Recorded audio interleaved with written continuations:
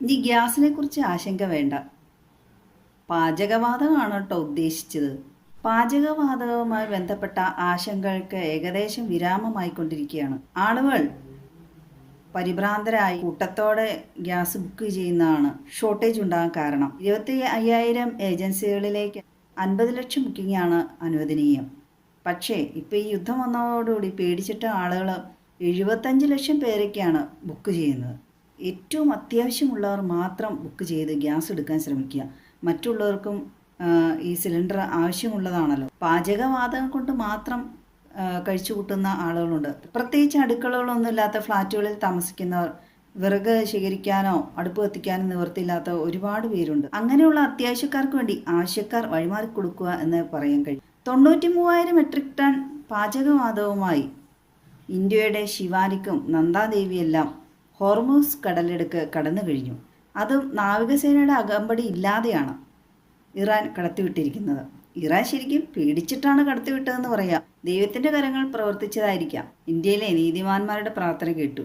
2 Iranian കപ്പലുകൾ അമേരിക്കയുടെ ആക്രമണം ഭയന്ന് ശ്രീലങ്കയുടെ തീരത്ത് എത്തിയപ്പോൾ ശ്രീലങ്കയിലേക്ക് കടത്താൻ അവർ അനുവാദം കൊടുത്തില്ല. പിന്നെ ആരെയും സ്വീകരിക്കുന്ന, സൗഹൃദത്തിലാക്കുന്ന ഇന്ത്യ അവർക്ക് അഭയം നൽകി. അപ്പോൾ ആ കപ്പലുകൾ ഇവിടെ കിടക്കുമ്പോൾ തീർച്ചയായും ഇറാൻ അധികം ഒന്നും ആലോചിക്കാതെ എന്തായാലും ഇന്ത്യൻ കപ്പലുകൾ കടത്തിവിടും.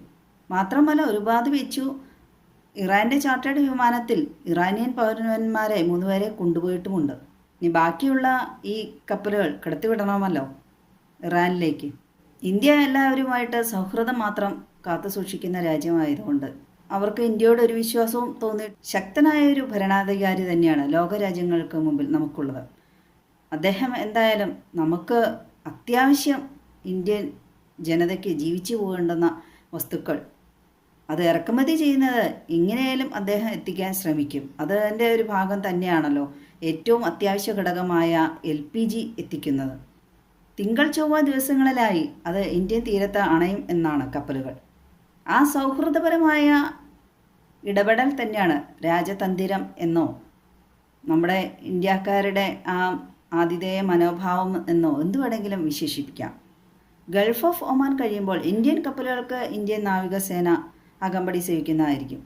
ഇപ്പോൾ യുദ്ധം നടക്കുന്ന രാജ്യങ്ങളുമായെല്ലാം ഇന്ത്യ സൗഹൃദത്തിലായതുകൊണ്ട് തീർച്ചയായും നമ്മുടെ കപ്പലുകൾ സുരക്ഷിതമായി തന്നെ നമ്മുടെ തീരത്താണ്. അതുകൊണ്ട് പരിഭ്രാന്തരായി ഗ്യാസ് ബുക്ക് ചെയ്ത് ഗ്യാസ് എടുക്കാതിരിക്കാൻ ശ്രമിച്ച വസ്തു ആക്ട് പ്രകാരം ശിക്ഷാർഹമാണ് ഗ്യാസ് പൂഴ്ത്തിവെക്കുന്നത്. കൊണ്ടോട്ടിയിൽ ഒരു ഗ്യാസ് ഏജൻസിയിൽ LPG സിലിണ്ടറുകൾ നിറച്ചു കൊടുക്കുന്നതുമായി ബന്ധപ്പെട്ട് വാർത്തകൾ കണ്ടായിരുന്നു. അത് നിയമവിരുദ്ധമാണ്. അത്തരത്തിൽ സിലിണ്ടറുകൾ നിറച്ചു കൊടുക്കുന്നത് സുരക്ഷിതമല്ല എന്ന് തന്നെയാണ്. സാധാരണയായി നമ്മൾക്ക് ലഭിക്കുന്ന IOCയുടെ സിലിണ്ടറുകൾ തന്നെയാണ് സുരക്ഷിതം. അത്തരത്തിൽ കരിഞ്ചന്ത നടത്തുന്നത് ശിക്ഷാർഹം തന്നെയാണ്. കാരണം അത്യാവശ്യക്കാരന് ഇരട്ടിയിലധികം പൈസ കൊടുത്ത് വാങ്ങേണ്ടി വരുന്ന അവസ്ഥ. ശക്തനായ പ്രധാനമന്ത്രിയെക്കുറിച്ച് ഓർത്ത് നമുക്ക് ലോകരാഷ്ട്രങ്ങൾക്കിടയിൽ അഭിമാനിക്കാം. ഇറാൻ്റെ കപ്പലുകൾ നമ്മുടെ നാട്ടിൽ കിടക്കുന്നതുകൊണ്ട് ആണ് ഇറാൻ നമുക്ക് ഇന്ധനം ഉള്ള നമ്മുടെ കപ്പലുകൾ വിട്ടു തന്നിരിക്കുന്നത്.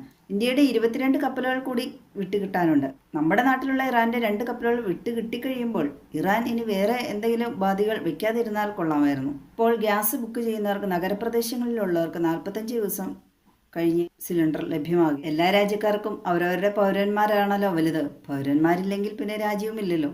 ഇന്ത്യൻ ജനതയുടെ അത്യാവശ്യകത തൊട്ടറിഞ്ഞ് അടുത്തറിഞ്ഞ് നമ്മുടെ ഭരണാധികാരി ആ ഇറാനിയൻ കപ്പലുകൾക്ക് അഭയം കൊടുത്തു. കാക്കയ്ക്കും തൻകുഞ്ഞ് പൊൻകുഞ്ഞ് എന്ന് പറഞ്ഞ പോലെ അവനവൻ്റെ രാജ്യത്തിലെ പൗരന്മാരാണ് ഏത് ഭരണാധികാരിക്കും വലുത്. ഇന്ന് തന്നെ നമ്മളുടെ ഭരണാധികാരിയും ലോകത്തിന് മുമ്പിൽ തെളിയിച്ചു.